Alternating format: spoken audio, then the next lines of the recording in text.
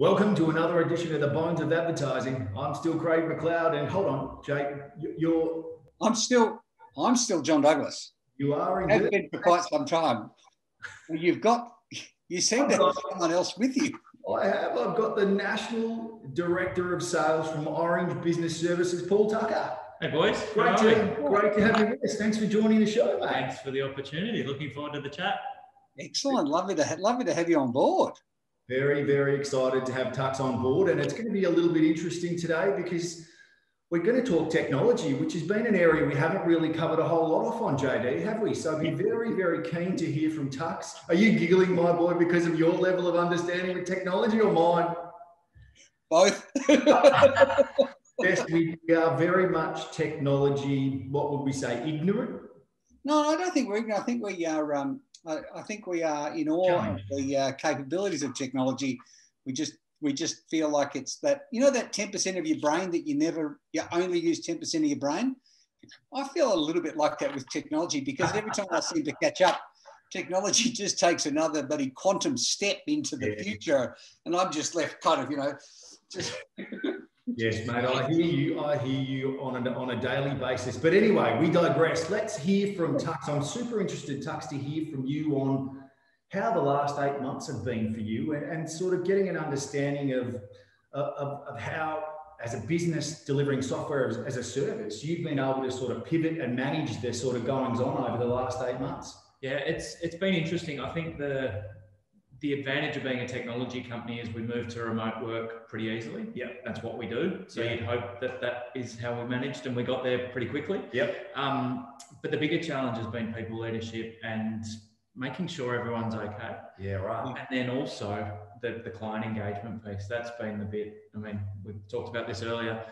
As a salesman, you like speaking to people. Yeah, right. And when you can't do that in this sort of forum or in a room with people on a whiteboard, it's challenging, and leading a team of people that like to do that as well and are pretty damn good at it makes it a challenge. You wrote an article, Tux, that I read that really, I guess, hit a chord with me, because it spoke a lot about resilience and also how to deal with the lot you've actually found yourself with. Yep. So I'm super keen to explore that as well. So perhaps you can share just a little bit about the article for the audience, and also then just give us a bit of an understanding of how that experience and helped you pivot to where you got to within that sort of COVID context. Yep. So the background is professional soccer, or an attempt at playing soccer in the UK. More than attempt, we'll say. Yeah, like someone. Before we go any further, who for? Well, there are a few clubs. I trialled at Everton and Sheffield United in England as a youngster. So yeah, they were good times. Very nice. But didn't make it ultimately. And the article I wrote was more about how you take failure and turn it into success. And I come from a family of salespeople. So my grandfather, my dad, and both my brothers are also sales guys. So coming back from the UK after that stint, one, you grew up pretty quickly, landing on the other side of the world as a young fella. Alone, Tux? So yeah. No mum and dad? No. Shit. So I finished school and then went over there when I was 18. Yep. I trialled earlier as well, but yeah, finished school and went over there. And I think when I came back, sort of, what do I do now? There's no A-League to go to. There's no professional pathway here. And the dream had been shattered. So you've got to pick yourself up and dust yourself off and figure out what's next. Yep. And so fell into a sales career. Ultimately, all the salespeople that I knew were driving flash cars, and that appealed. And then the resilience pathway there. You know a few of those, or are you pointing at him? No, I'm just thinking of all Craig's flash cars that he's got sitting in his garage. That's all. Not so many anymore, my boy. Those days are gone. Those days are gone. So I guess that was the original naive pathway. Whilst I've been lucky and won some big deals and had a great career to date, the piece that really drives me is, okay, if things don't go well, what are you going to do next that leads you on to the next step forward? Yeah, so, right. And that's the background. And that resilience that you had to show as the sales director with the team over that 8-month period. Yep, sure, being able to pivot and get to a point where you're working from home really quickly. Yep. was almost expected, wasn't it? Yeah. But then how do you use that? Because it must have been hard. I'm surely all your customers were at home as well. So how do you communicate? I mean, you've still got email, but yeah, I mean, prospecting must have been a bitch. It really was. Yeah. And trying to do some more creative things. Yep. So we engaged a number of different ideas. Some of them flew and some of them didn't. Yep. But the podcast was one that we worked with you guys on, which we're very grateful to the team. But that was purely delivered as a way to engage with an audience and engage with customers that we hadn't previously dealt with in some instances, to try and use that as a vehicle for a differentiated conversation. And we went down the path of leaders learning from leaders. So it wasn't us selling, it wasn't us pitching the amazing things that Orange does or can do for you, but it was trying to build relationships. And ultimately, our sales cycles are anywhere from 6 to 18 months long.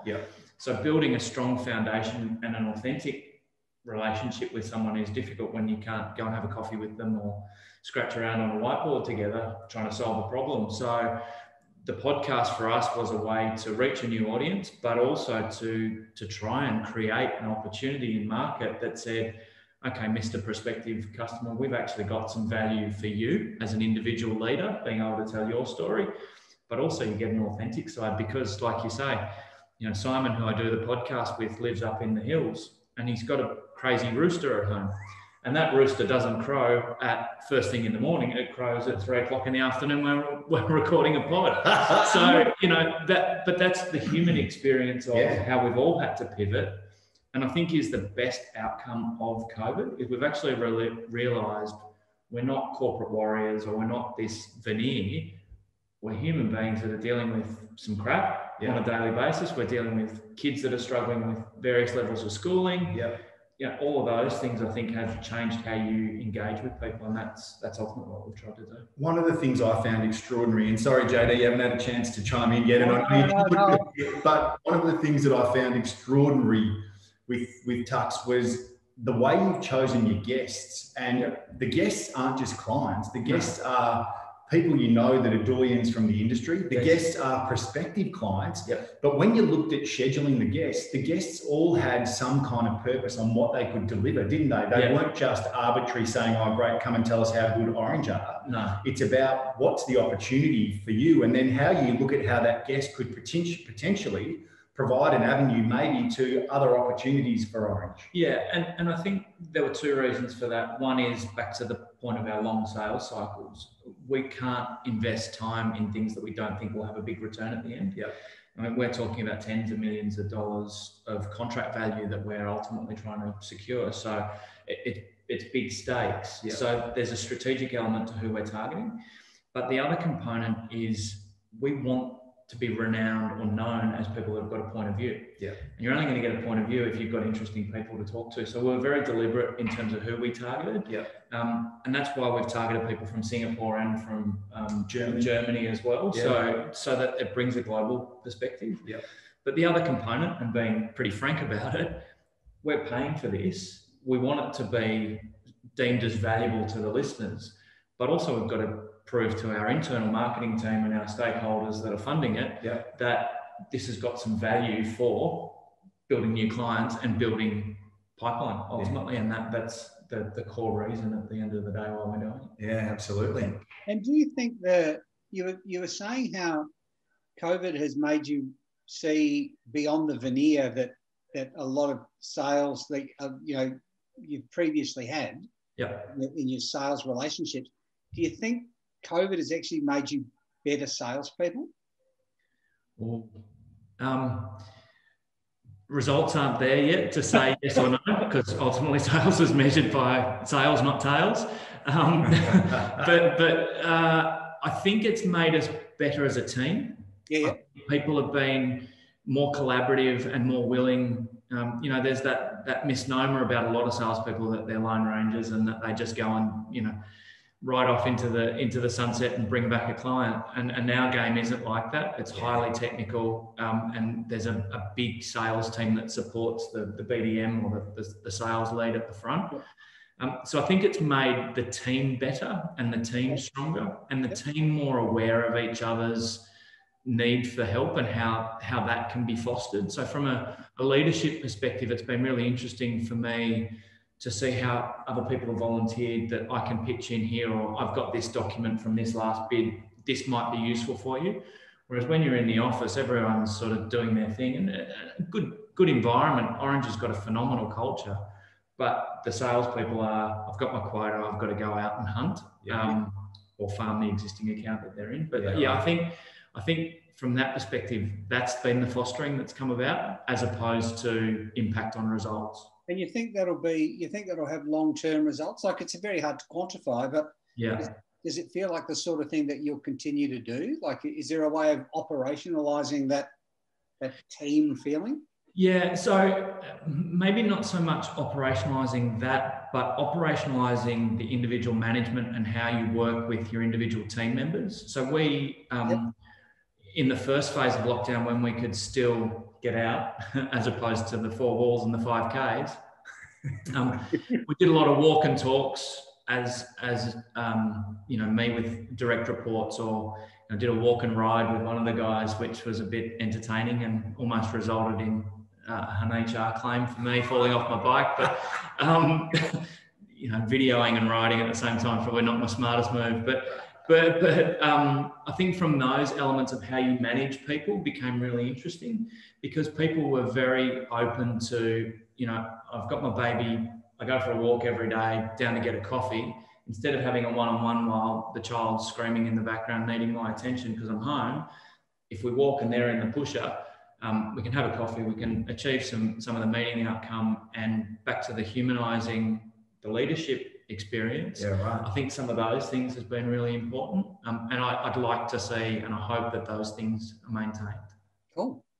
Do you think you can see yourself back in the office, Tux? Do you think it's going to be back to flat out like it used to be? No. I think there'll be a couple of days. Certainly as a leadership team, we've missed that collective of us all getting together. So Simon and myself and the rest of the leadership team, our CEO, Kev, that's been really hard. I think there'll be 2 or 3 days a week. Yep. I think that the thing I'm not getting my head around is the travel component, where you go, okay, I'm on a plane to Sydney and I'm on a plane to Perth. That's the bit that I think people will be more reluctant to do. Yeah. One, because we've proven that the technology can work. Yep. But it's a real, that's the one that I'm perplexed about in terms of how I'll go with that again. Yeah, absolutely, for sure. Have you got any technology tips for people who desperately need them? My mates that think you're asking me about technology solutions will be rolling in the aisles at this point. So I'm probably more on your side of the equation. But I think the piece is making it work for you and not be driven by it. Yeah. And I can't say we've not had moments, but the thing with these technologies, these web interface technologies, they're brilliant, but you find you're on calls from 8 till 8. Yeah. And so that component from working from home, I think there's a discipline element that you need to find a balance with, because otherwise you're just doing calls the whole time because it's there and it's easy. And certainly in a global organization like ours, Singapore will say, well, let's book a conference call for 7 p.m, which is only 4 or 5 their time, depending on time of the year. It's fine for them, but it means you're not finishing till 8. There's a risk with it just as much as a reward with it. Yeah, interesting, very interesting. But no, Johnny, sorry, I can't help you on any. I just have this vision of tech companies sitting down and having exactly the same issues that everyone else had. Like the first Zoom that you have, and you. Yep. Still, absolutely still. No, you're on mute. You're going to go off mute. I can't hear you. For 8 months. You haven't figured out that there's a mute button. We're all guilty of it. We've been doing this. We're 33 episodes in, Craig and I, and we still don't know where the other one's. We do. You're that way because I'm pointing off camera, but when it actually gets recorded, I'm pointing to you, JD, my boy. So, yeah, very interesting. The wonders of editing. It's the wonders of editing, or is it that we've actually figured out that we're on the opposite side when we're looking at the camera, talking to each other? So maybe I just marvel that it's almost like we're in the same room. It is incredible. It really is incredible. Yeah, fantastic. So Tux, the way we generally wrap up, we look for like a parting thought, something that you can kind of share with the audience that sort of talks to a little about what you see the next, you know, year looking like as we head very rapidly towards 2021, but also a thought on, you know, what could you leave us with? What would be that parting thought from you? So I think the thing for 2021, I'm really hopeful that the humanistic experience of 2020 flows through. Yeah. I think that will be really powerful for businesses to do things more quickly and in a more agile fashion, and in a way that cuts out a lot of the rubbish that goes with corporate selling. Yeah. You know, let's just cut to it. And if we are the right provider or we're not the right provider, let's just get on with it. And I think there's an element of authenticity there that I hope, that's my real hope for 2021, that in a corporate sales environment, that authenticity play maintains as it has. And we've seen it this year, that people are people, and, you know, we're not saving lives in terms of a lot of what we do. Actually, just a quick sideways story. So years ago, I lost a big deal. I'll probably talk more about losses today than wins, but a really good mate of mine is an accident and emergency doctor. And she's one of those family friends that my wife was cooking dinner and she was sitting at the kitchen bench talking to her and I walked in and she saw the look on my face and she said, "What the F's up with you? You know, you look really miserable." I said, "Well, you know, that deal, we lost it today." And she said, "Oh, that's okay. I lost 3 people on my shift today." And you go, perspective. So yeah, long-winded answer, but I think perspective and the humanistic element continuing is what I hope for 2021. Yeah. Well said. Yeah. Well said. JD, guess what? That's another of the bones of advertising. Brilliant. Thanks, guys. Beautiful. Thanks for joining us, Tux. Fantastic.